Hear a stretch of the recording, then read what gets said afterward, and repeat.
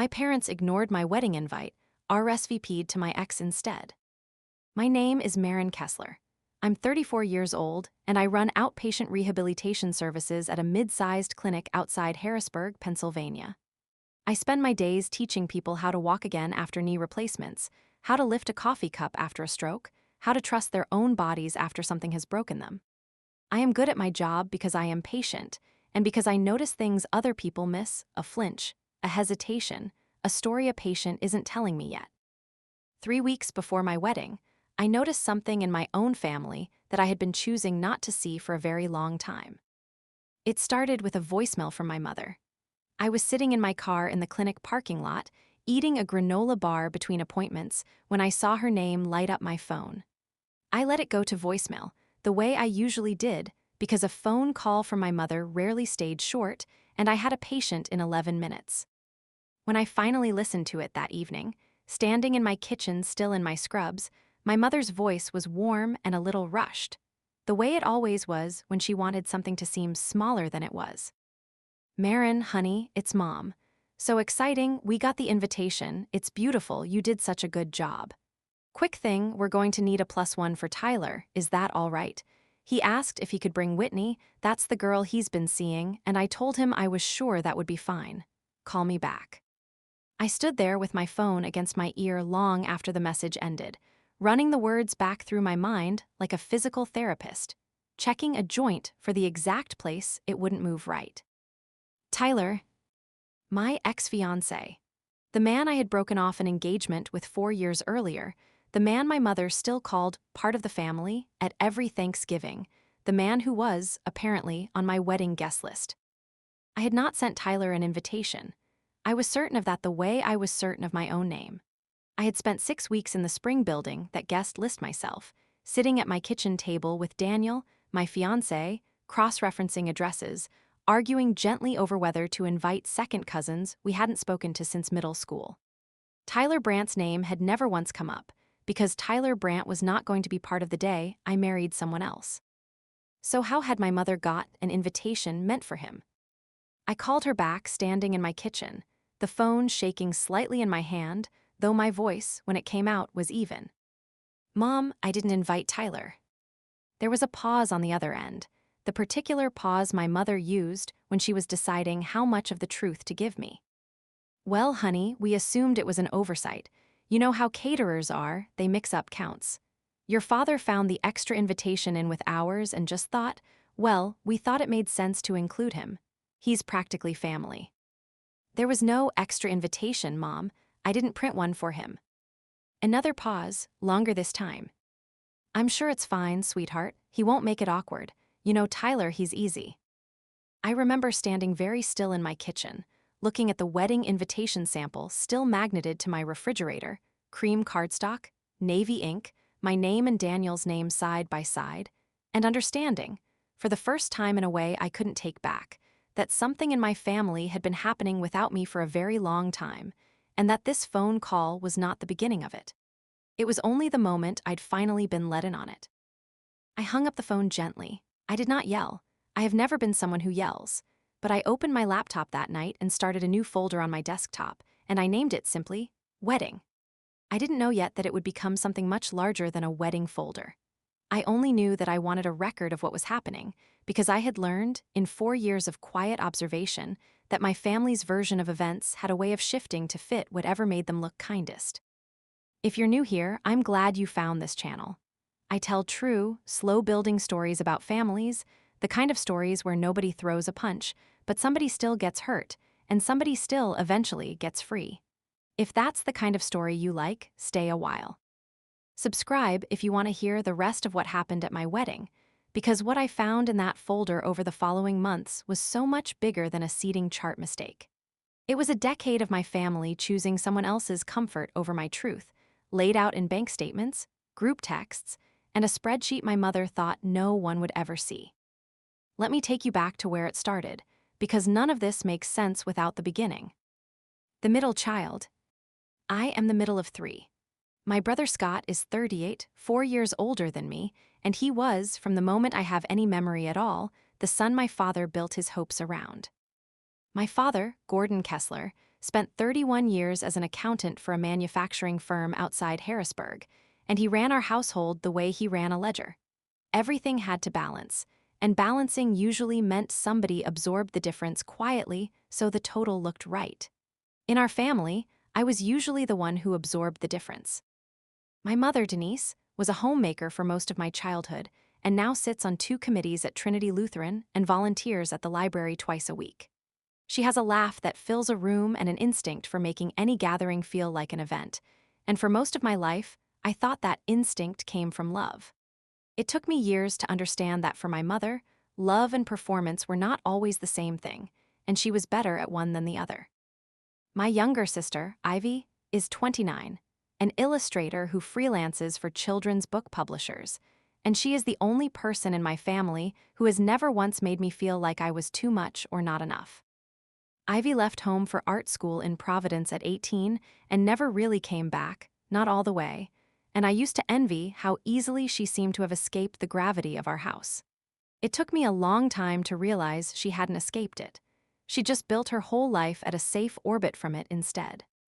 Scott married Paige when I was 26, and Paige gave my parents their first grandchildren, twin girls, which cemented Scott's status in our family in a way nothing else could have. Scott worked for a while at my father's old firm before it was bought out, and when the firm let him go in a round of layoffs, my father quietly co-signed a loan so Scott could start his own bookkeeping business. I only learned the size of that loan much later, and when I did, it explained a great deal about the following decade. Tyler Brandt entered our family orbit before I was even dating him. His mother, Linda Brandt, had been my mother's closest friend since they were young mothers together at the same church nursery, and his father, Frank Brandt, had been my father's business partner in a rental property venture that started when I was still in high school. Tyler and I grew up practically as family friends before we were ever a couple, which is exactly why, when we did start dating at 24, it felt to everyone around us less like a new relationship and more like an inevitability finally arriving. My mother used to say we'd basically been engaged since we were 12. She said it fondly. She said it often. I didn't understand until much later how much weight was riding on that inevitability for people who weren't me. We got engaged when I was 29. I called off the wedding 8 months later, 4 months before the date, when I discovered that Tyler had been quietly draining our joint savings account to cover gambling debts he'd hidden from me for over a year. It wasn't a screaming discovery. It was a quiet one, a bank alert on my phone for an overdraft on an account that should have had $6,000 in it, and Tyler's face, when I asked him about it, doing the particular kind of collapsing that told me everything before he said a word. I ended it within a month of finding out. I did not do it dramatically. I sat him down at his kitchen table and told him I couldn't build a life with someone who lied to me about money, and I meant it, and I have never once regretted it.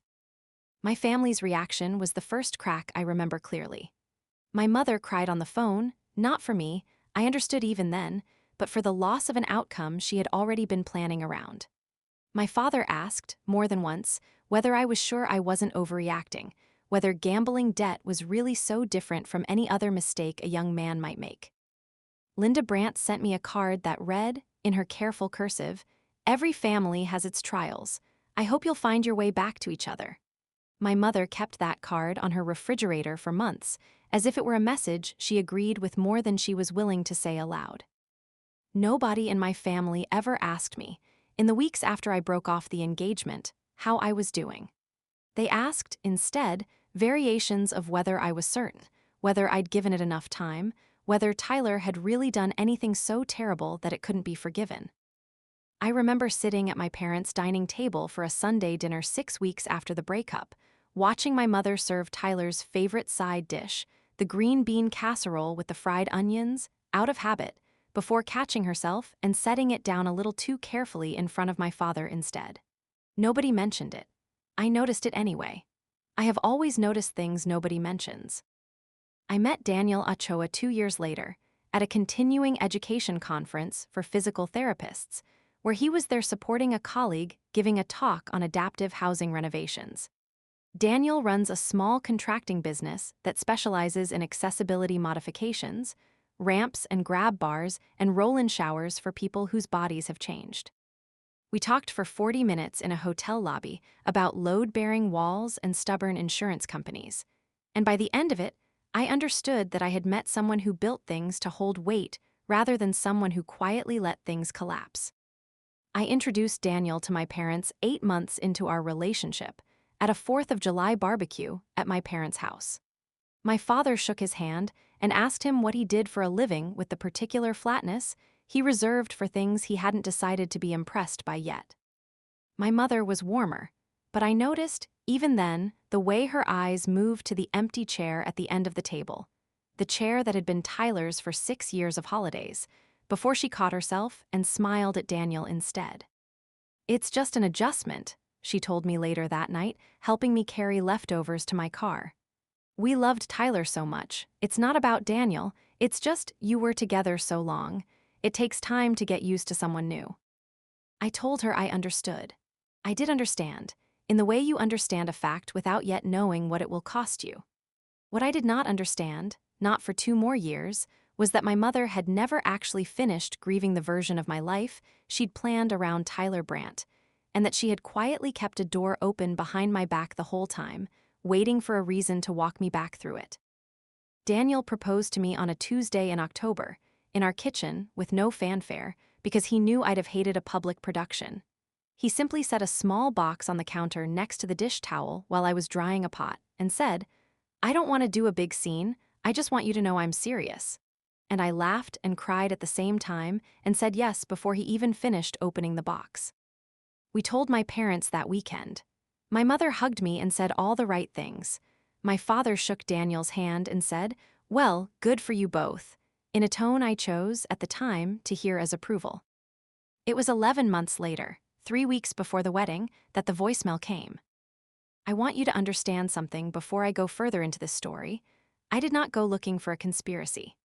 I am not someone who assumes the worst of people, and for most of my adult life, I extended my family a kind of automatic benefit of the doubt that I now understand was less about them earning it and more about how much easier it was for me to keep loving them if I didn't look too closely. It was the phone call about Tyler's Plus One that made me start looking closely for the first time. And once I started, I couldn't stop.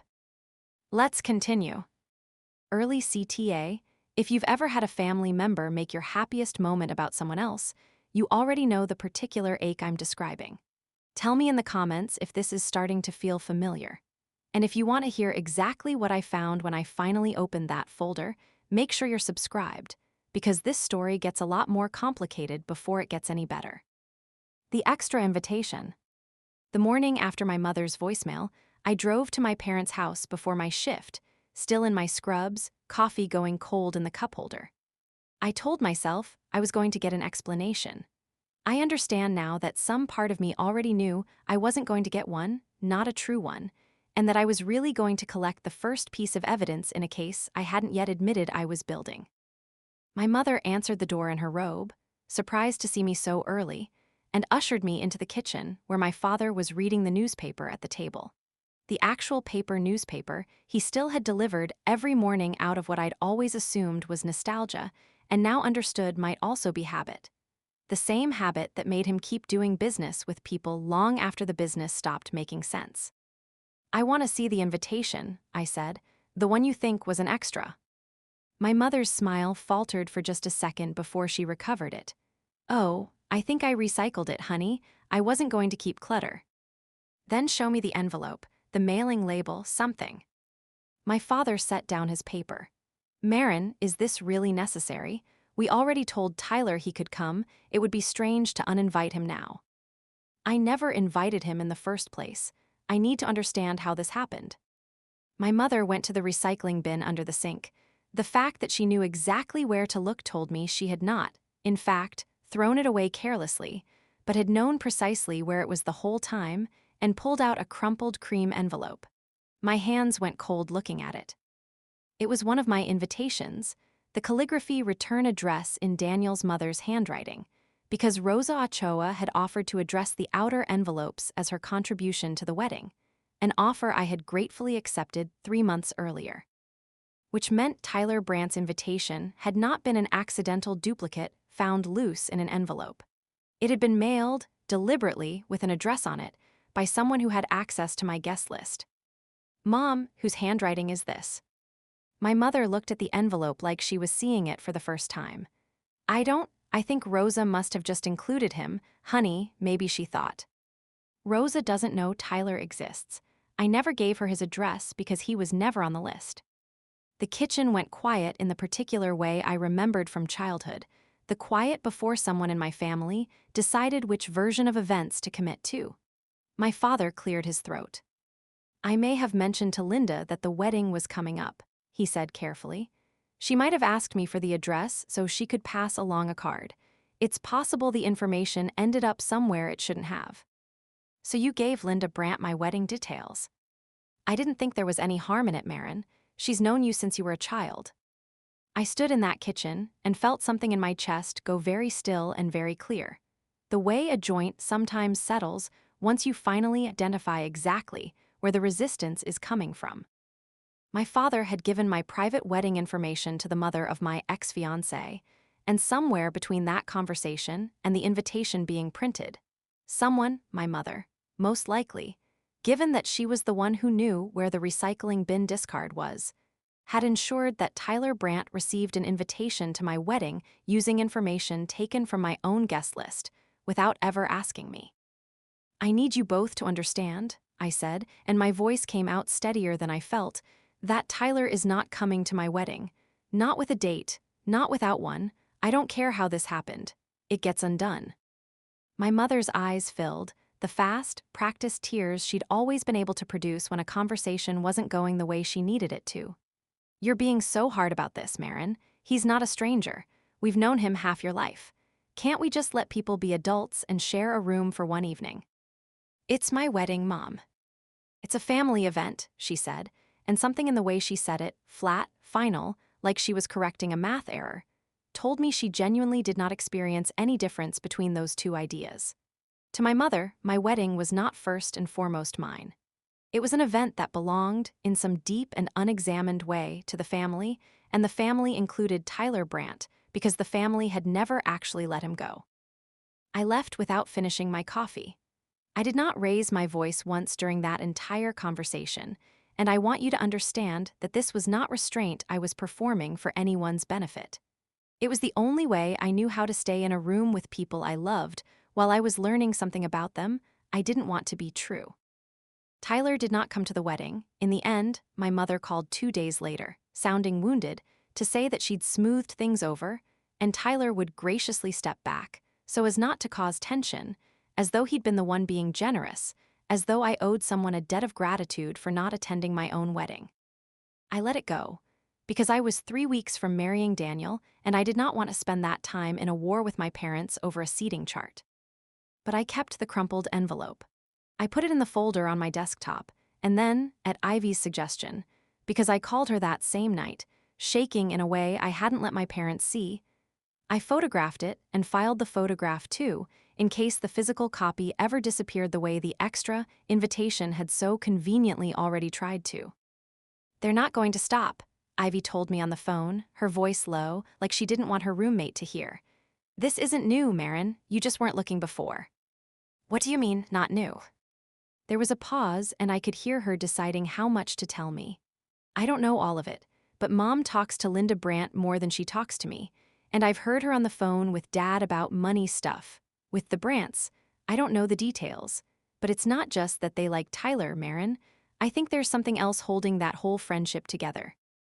I didn't understand what she meant, not yet. It would be another 4 months before I did.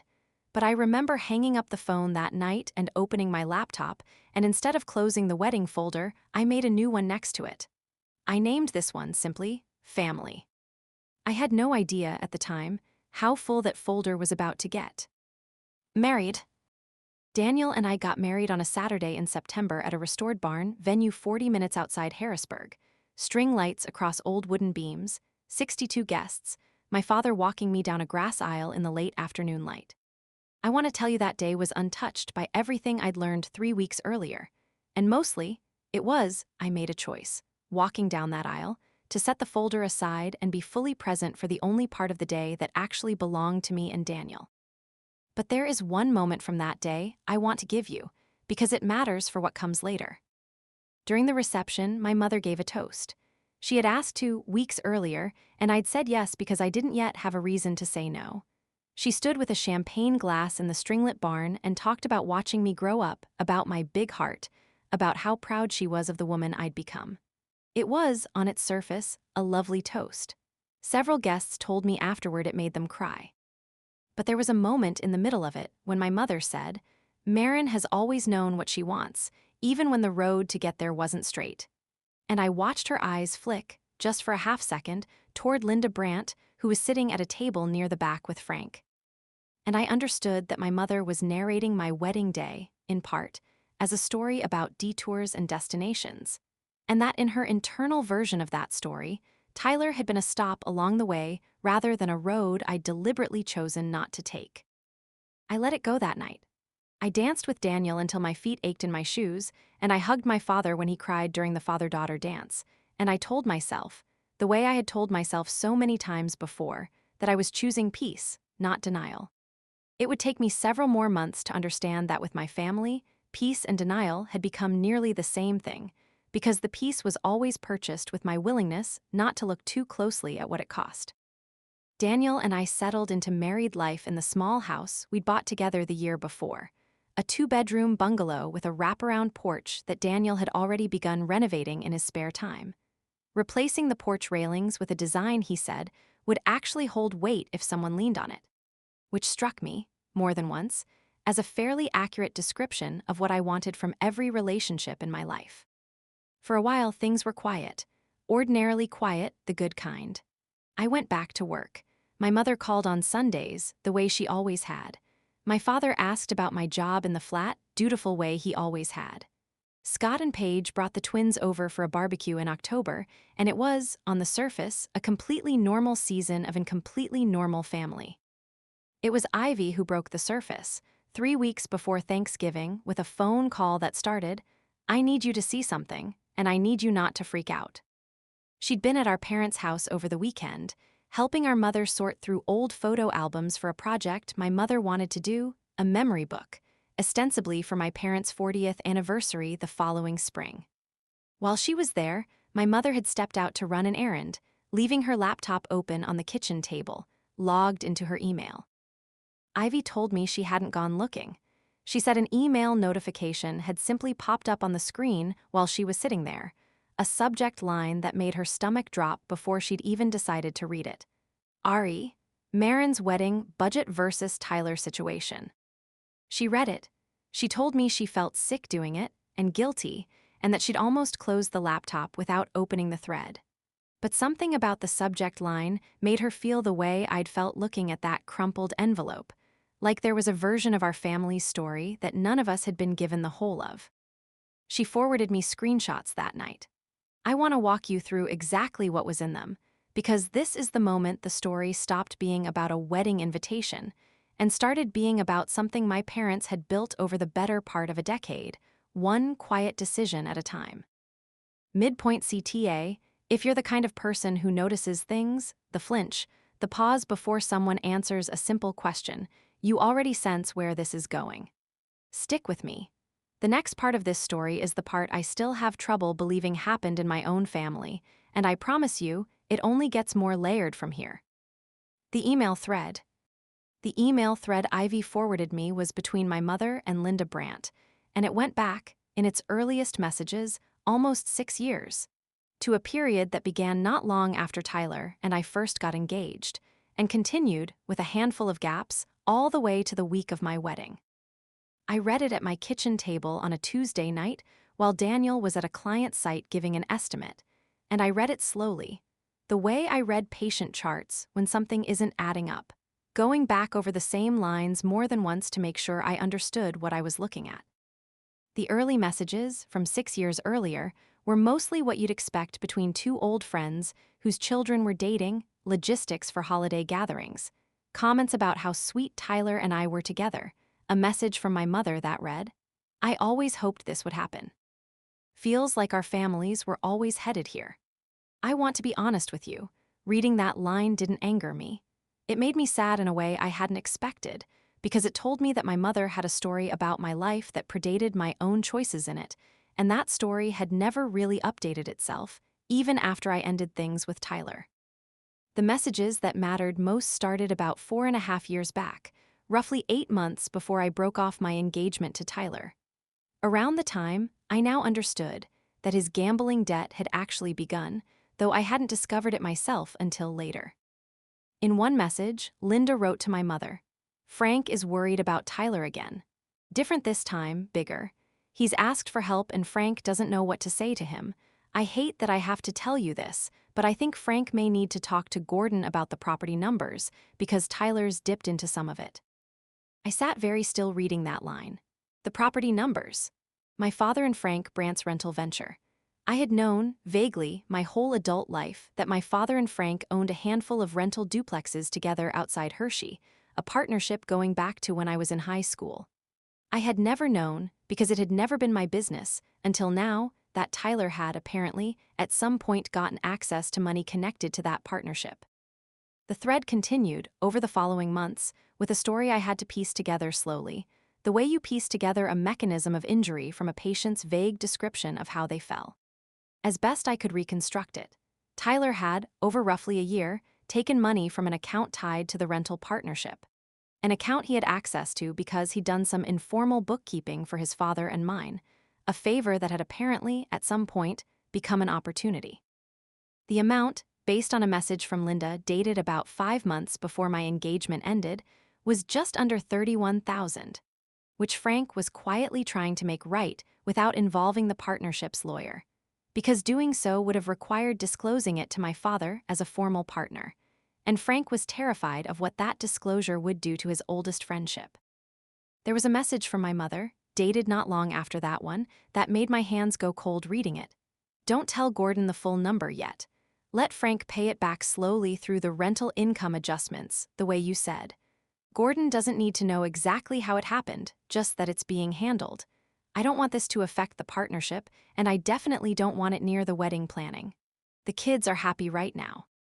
My mother had known, before I broke off my engagement, before I had any idea Tyler had touched money that wasn't his, that my father's business partner's son had stolen money connected to my father's own business, and she had chosen to keep that information from my father, in order to protect the wedding planning of a marriage I would end up calling off myself.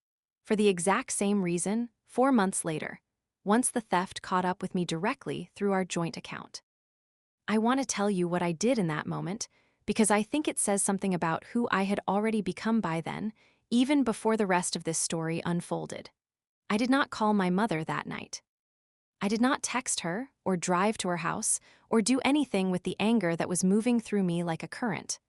I opened the folder on my desktop, and I created a new document, and I began, calmly, methodically, to build a timeline. I wrote down every date in the email thread. I wrote down every dollar figure. I cross-referenced it, that night, against the timeline of my own engagement to Tyler, matching the dates of Linda's messages against my own memories of that period. A Sunday dinner where my mother had seemed unusually tense, a phone call where she'd asked me, out of nowhere, whether Tyler seemed stressed lately. A conversation I'd taken, at the time, as ordinary maternal concern, and now understood to have been my mother fishing for information while sitting on a secret that could have changed my entire trajectory. If my mother had told me what she knew, when she knew it, I would have found out about Tyler's financial dishonesty 8 months earlier than I did. I would have broken off the engagement in the spring instead of the fall. I would have saved myself 8 months of a life built with someone who was actively lying to me, because my mother had decided that protecting Frank Brandt's comfort and the appearance of a stable, long-planned family wedding mattered more than giving me the truth about the man I was about to marry. I sat with that for a long time before I told anyone. Even Ivy, who had given me the screenshots, didn't get the full weight of what I'd pieced together until I called her 3 days later, once I'd built the timeline enough to be certain of it. She knew, I told Ivy. Before I found the overdraft, she knew he'd already stolen from someone, and she let me keep planning a wedding to him. Ivy was quiet on the phone for a long moment. I need you to know I didn't go looking for this to hurt Mom, she finally said. Once I saw it, I couldn't unsee it, and I couldn't let you keep not knowing. I believe you, I said, and I meant it. Ivy had never once, in either of our lives, tried to make our family's dysfunction about herself. She had simply, finally, refused to keep a secret that wasn't hers to keep. There was more in that folder than the theft, though, because once I started reading further, I found the spreadsheet. The spreadsheet. It was attached to an email from earlier that same year, sent from my mother to herself. A habit, I would later realize, she developed for keeping documents she wanted accessible from more than one device, never anticipating that it would also make them accessible to a daughter helping her sort old photographs. The spreadsheet was titled Wedding Planning Family Notes, and for the first several rows, it looked exactly like what the title promised. A running list of guests, a column for RSVP status, a column for dietary restrictions. It was only when I scrolled further that I found the second tab, labeled simply Loan Tracking. I want to explain the loan before I explain what the spreadsheet actually revealed, because the loan itself is a piece of context I hadn't had until that night.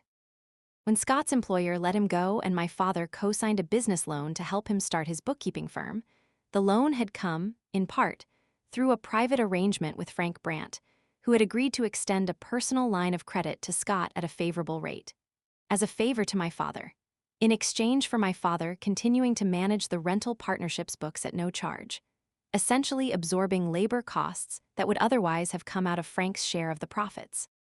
The spreadsheet showed, in my mother's own careful handwriting, translated into cell entries, a running ledger of exactly how much of Scott's loan had been forgiven or restructured over each of the preceding 4 years, and beside each entry, in a column labeled simply Notes, were remarks that made my stomach turn as I read them in sequence.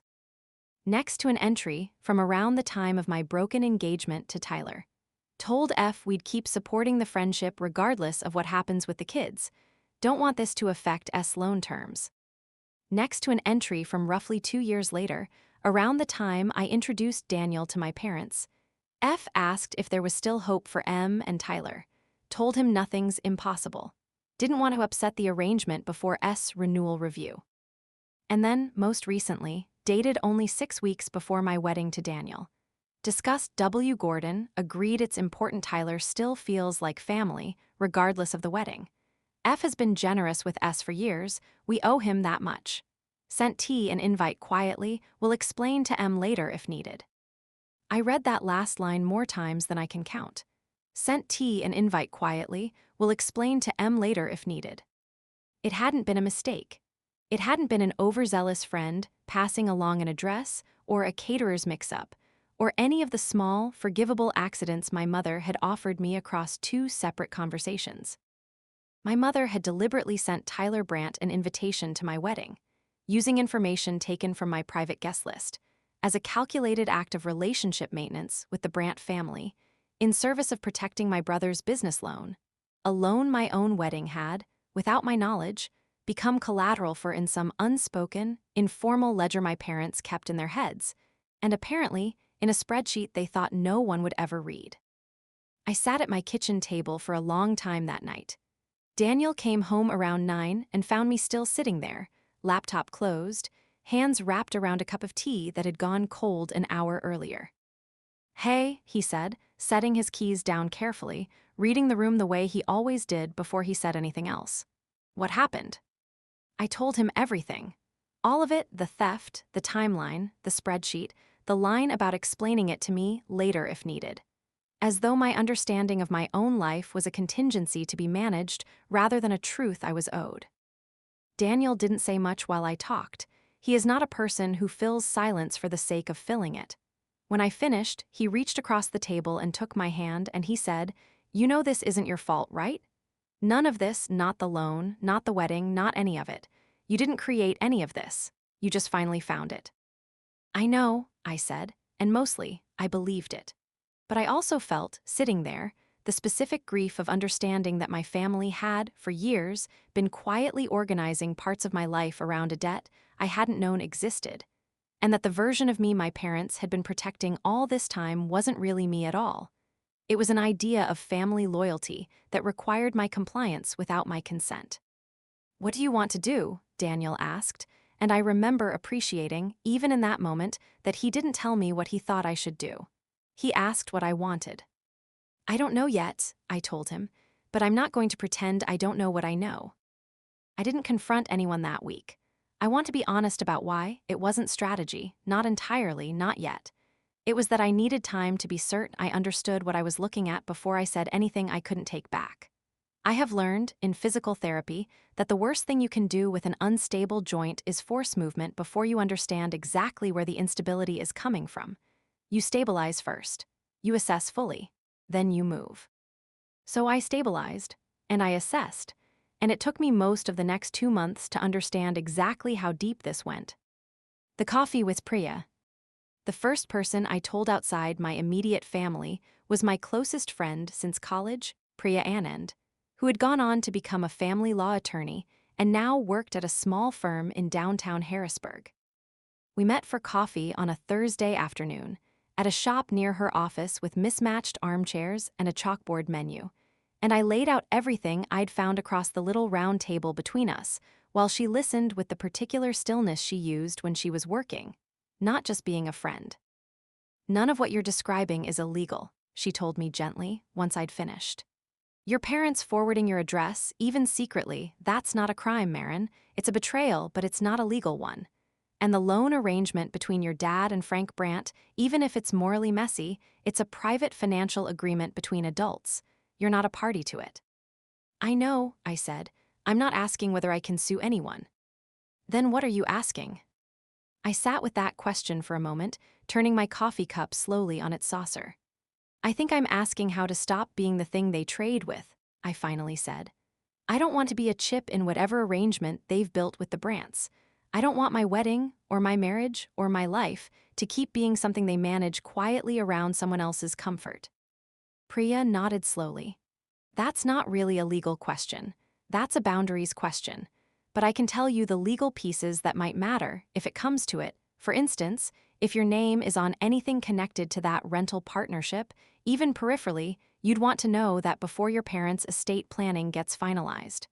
Has your grandmother's will ever come up?" I hadn't thought about my grandmother's will at all until Priya asked. My grandmother, Ruth Kessler, my father's mother, was 86 years old, sharp as ever, and sat at the top of a small but real amount of family money. The house she'd lived in for 50 years, a modest but well-managed investment portfolio, and a strong, old-fashioned belief in family loyalty that I had always found comforting as a child and was beginning now to find newly concerning. "I don't know the details," I admitted. "You might want to," Priya said. "Not because I think there's anything sinister there, but you've just found out your parents have been quietly managing a financial relationship with the Brandts for years, using your life as part of the balance sheet without telling you. I'd want to know if there was anything else on that ledger before I found out about it after the fact." I left that coffee with a knot in my stomach that didn't loosen for days. I hadn't been thinking about my grandmother's estate at all. I'd been thinking about a wedding invitation. But Priya was right about one thing. Once you find one hidden ledger in a family, you start wondering how many others there are. It would turn out, 6 weeks later, that she'd been right to wonder. Preparation. I want to tell you about the next 3 months carefully, because this is the part of the story where I stopped reacting and started preparing, and I think the difference matters. I did not confront my parents right away. I did not tell Scott what I knew. I went to work every day, I came home to Daniel every evening, and in the hours between, I built a case the way I'd build a treatment plan for a patient with a complicated injury, methodically, with documentation, without rushing toward a conclusion before I had enough information to trust it. I started by organizing everything I already had. The crumpled envelope. The email thread Ivy had forwarded, which I saved in 3 separate places, including a printed copy in a locked filing cabinet in the small home office Daniel had built into what used to be our dining room. The spreadsheet screenshots, similarly triplicated. I built a timeline document that laid out, in chronological order, every date, every dollar figure, every quote from the emails, cross-referenced against my own memory of the corresponding period in my life. I met with Dr. Naomi Cole, a therapist I'd seen briefly 2 years earlier during a stressful stretch at work, and started seeing her again every other week, specifically to process what I was learning without letting it curdle into something I couldn't manage. She was the one who first said the sentence that would eventually become the center of everything I said to my family months later, though I didn't know that yet at the time. It sounds like your family has a pattern of choosing whichever version of events keeps the peace they've already invested in, she said, during our third session, rather than the version of events that's actually true. That's a very old pattern. It probably didn't start with you. That sentence stayed with me for weeks. It didn't excuse anything, but it helped me understand that I wasn't the first person in my family to be quietly managed for the sake of an arrangement, and it helped me stop asking why my parents would do this to me, specifically, and start asking, instead, what it would take to make sure they couldn't keep doing it at all. I talked to Frank Delgado, the clinic owner I'd worked under for 6 years and had come to trust as something like a professional mentor, mostly because I needed to talk to someone outside my family and outside my closest friend group. Someone whose only stake in the conversation was that he cared about me as a person he'd watched grow into my career. I didn't tell him everything. Some of it felt too private even for him, but I told him enough over a working lunch in his office that he set down his sandwich and looked at me for a long moment before saying, "You know, Marin, the thing I've always respected about you is that you don't blow things up. You figure out exactly where the structural problem is, and then you fix that instead of tearing out the whole wall. Whatever you're dealing with, I'd trust that instinct." I also spoke, carefully, with a financial advisor, Daniel, and I had started working with the year before, mostly to understand, in plain terms, whether any part of my own finances were entangled with my father's rental partnership or with Scott's loan in ways I didn't realize. They weren't, as far as either of us could determine. My name had never been on any of it. But the conversation clarified something important. I needed to make sure that stayed true, going forward, and that meant being deliberate about keeping my own financial life, and eventually my own home, entirely separate from whatever quiet arrangements my parents had built. Daniel and I made 2 decisions during those months that I want to tell you about, because they mattered more than anything I eventually said to my parents.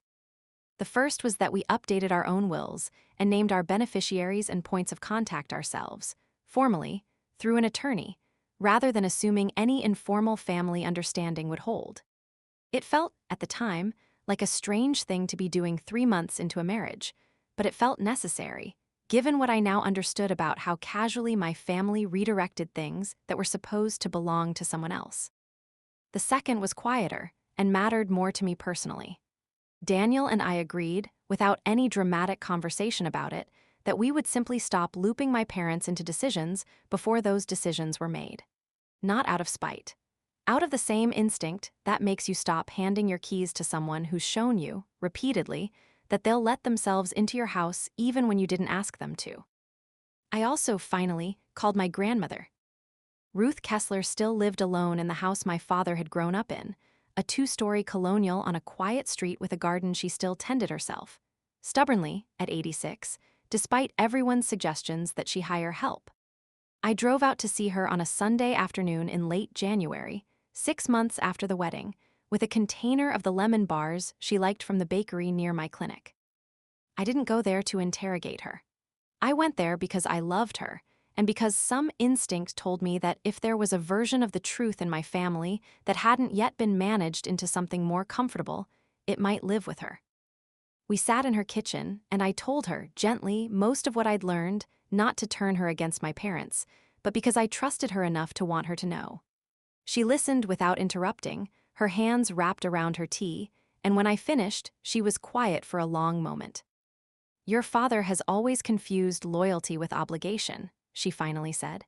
"It's how his father raised him. You do right by people because you owe them, not because you love them.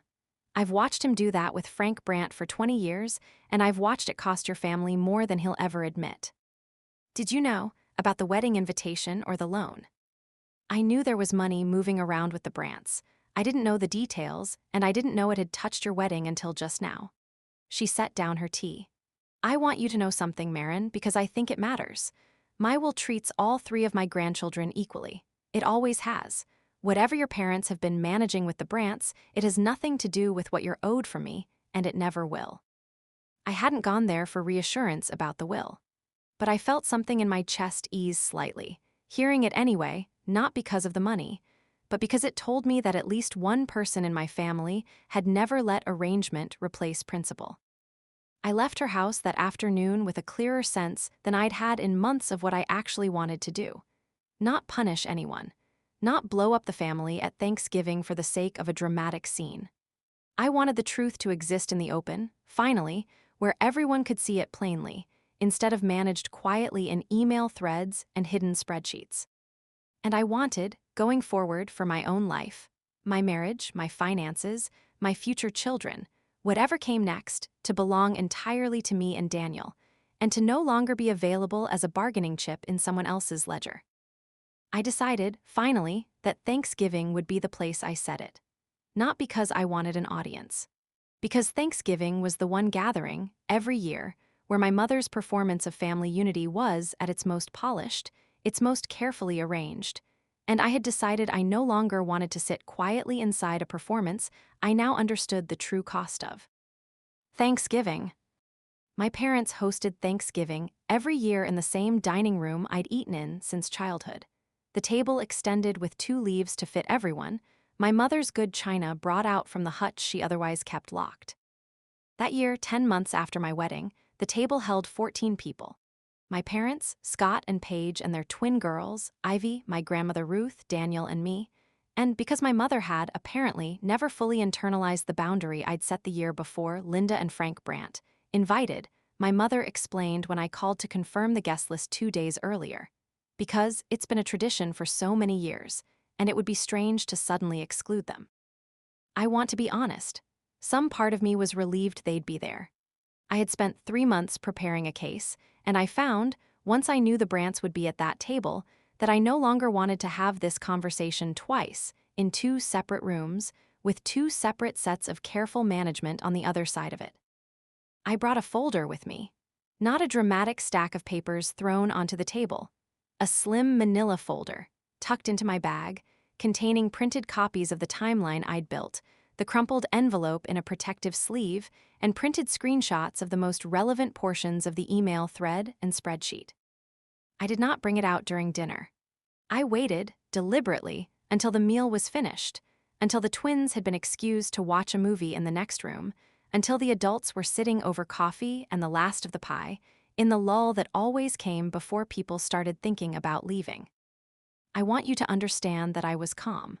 Not because I had stopped feeling anything, but because I had spent 3 months making sure that whatever I said, I would say it clearly, without needing to raise my voice to be heard. I want to talk about something, I said, into a natural pause in the conversation, and I'd like everyone to stay for it, because I think everyone at this table already knows part of it. My mother's face did something complicated. A flicker of alarm quickly smoothed into pleasant curiosity. Of course, honey, what's on your mind? I set the folder on the table, unopened. 3 weeks before my wedding, I found out Tyler had been invited using my private guest list, without my knowledge or consent. I was told it was a mistake. I've since learned it wasn't. The table went very quiet. Frank Brandt's hand stilled on his coffee cup. Linda's eyes went immediately to my mother. I want to be clear that this isn't about Tyler, I continued, keeping my voice level. This is about the fact that my wedding, my life, has apparently been part of a financial arrangement between my parents and the Brandts for longer than I knew. I know about the $31,000 Tyler took from the rental partnership 5 years ago. I know it was kept from my father and kept from me while I was still engaged to Tyler, because disclosing it might have disrupted the wedding planning and the partnership. I know about the spreadsheet tracking Scott's loan forgiveness against the friendship with the Brandts. And I know that 6 weeks before my wedding to Daniel, my mother sent Tyler an invitation quietly, using my guest list, specifically to protect that arrangement, with the plan to explain it to me later, quote, if needed. I opened the folder then, and slid the timeline document to the center of the table, not toward any one person, but simply into the space between all of us. My father had gone pale. My mother's hands were shaking slightly around her coffee cup. Frank Brandt would not meet anyone's eyes. "This is a private matter," my father finally said, his voice tight. "Between Frank and me, it has nothing to do with." "It has everything to do with me," I said, still calm, "because you let it touch my life without telling me. You let me stay engaged to a man for 8 extra months while my own mother knew he'd already stolen from your business partner. You let my wedding become a line item in a loan negotiation. That's not a private matter between adults. That's a decision that was made about my life, without my knowledge, in order to protect something else." Scott, who I don't think had known any of this before that moment, looked between our parents with an expression I hadn't seen on him since we were children. The particular look he used to get when he realized, for the first time, that our parents' version of a story wasn't the only version. "Is that true?" he asked quietly, "about my loan?" My mother's tears came then, the fast kind, but for the first time I could remember, they didn't move me toward comforting her. "We were trying to protect everyone," she said. "We were trying to keep the family together. You don't understand how hard it's been, managing all of these relationships." "I understand it perfectly," I said. "You were managing relationships. You weren't protecting people. There's a difference, and I think you've spent so long confusing the two that you don't see it anymore." That was the line, the one I hadn't planned exactly, but that came out of me fully formed in that moment because it was the truest thing I knew by then. You were managing relationships. You weren't protecting people. I want to tell you that the room erupted after that, but it didn't. It went very quiet instead. Linda Brandt excused herself and Frank not long after, murmuring something about needing to get home, and my mother did not stop them, because I think some part of her understood, finally, that there was nothing left to manage in that room, only truth sitting out in the open where everyone could finally see it. I did not yell that day. I did not throw anything, or storm out, or say anything I would later regret. I simply told the truth, clearly, with documentation, in front of the people who needed to hear it, and then Daniel and I helped clear the table like it was any other Thanksgiving, and we went home. Consequences. The months that followed were not dramatic in the way you might expect. There was no single explosive scene, no dramatic cutting off of the entire family. What happened instead was slower, and in some ways harder, because it required everyone at that table to decide, individually, what they were going to do with a truth that could no longer be managed back into comfortable shape. My father called me 2 weeks after Thanksgiving. It was, as far as I can remember, the first time in my adult life he'd called me specifically to apologize for something, rather than to smooth over a conflict by changing the subject. "I should have told you," he said without preamble when I picked up. "About Tyler taking the money. I didn't know at the time, your mother kept that from me too, it turns out, for almost a year, but once I found out, I should have told you regardless of what it meant for the partnership. I let a business relationship matter more than my own daughter's life, and I'm ashamed of that." I appreciated the apology. I want to be honest that it didn't erase everything, and I told him that, gently. "I believe you're sorry," I said. "I need some time before I know what that means for how we move forward." He accepted that without argument, which was itself a small but real change. My mother's response took longer and was messier. For the first few months, she called often, usually to relitigate the same conversation from a slightly different angle. She hadn't meant any harm. She'd only been trying to keep the family close. She didn't understand why I couldn't see that everything she'd done had come from love. I stopped engaging with those calls the way I once would have, not by cutting her off entirely, but by calmly repeating some version of the same boundary each time. "I hear that you didn't intend to hurt me. It still hurt me, and it still happened. I need you to be able to hold both of those things before we can talk about moving forward." It took her nearly 8 months to say, finally, without qualification, "I'm sorry. Not sorry you're upset. Sorry for what I did." When she finally said it in April, sitting across from me at a coffee shop I'd chosen specifically because it was neutral ground, I believed her, and I told her so. I also told her that trust would have to be rebuilt slowly, through consistent behavior, rather than restored instantly through one conversation, and she accepted that with more grace than I expected. Scott confronted our father, separately, about the loan, once he understood the full history of it, the forgiveness tied to the Brandt friendship, the years of quiet arrangement he'd never been told about. He renegotiated the remaining balance formally, through an actual attorney, converting it into a standard loan with clear terms rather than an informal understanding that could be adjusted based on family politics. He told me, months later, that he'd needed to do that not because he distrusted our father exactly, but because he'd finally understood that an informal arrangement inside our family was never really informal. It was a lever someone could quietly pull. Frank and Linda Brandt did not come to another family gathering for over a year. I heard, secondhand, through my mother, that Frank had been deeply embarrassed by what came out at Thanksgiving, and that the friendship between him and my father had cooled considerably, no longer sustained by the quiet financial arrangement that had, in some ways, been propping it up for years. I don't know the full resolution of that friendship, and I've made peace with not knowing, because it was never really mine to manage. Tyler, as far as I know, never learned the full extent of what had been done in his name. I have no particular need for him to. My relationship with him ended 4 years before any of this, for reasons that had nothing to do with my parents, and everything to do with the fact that he lied to me about money, the same pattern, I now understood, that had rippled quietly through my family in other forms for years before it ever touched me directly. Ivy and I grew closer during that year than we had been in a long time, not because of any dramatic reconciliation, but because the whole experience reminded both of us how much safer it had always felt to be honest with each other than with anyone else in our family. Long after. It has been 3 years now since that Thanksgiving. My parents and I have a relationship again, though it looks different than it used to, quieter, more careful, built on actual honesty rather than performed harmony. My mother still calls on Sundays. She asks real questions now, and she listens to the real answers, most of the time, though old habits surface occasionally, and when they do, I've gotten better at naming them calmly instead of absorbing them silently the way I used to. My father and I talk more than we ever did before, oddly enough. I think losing the illusion that he'd always managed our family responsibly freed him, in some strange way, to actually try to be responsible going forward, rather than simply defending a version of himself that had already stopped being true. Daniel and I had our first child, a daughter, Alina, 2 years ago. When my parents met her for the first time, in the hospital, I watched my mother hold her with a kind of careful tenderness I hadn't seen from her in years, and I thought, watching that moment, that maybe some part of what broke that Thanksgiving had also, slowly, allowed something better to be rebuilt in its place. Not the old performance of family, but something smaller and more honest.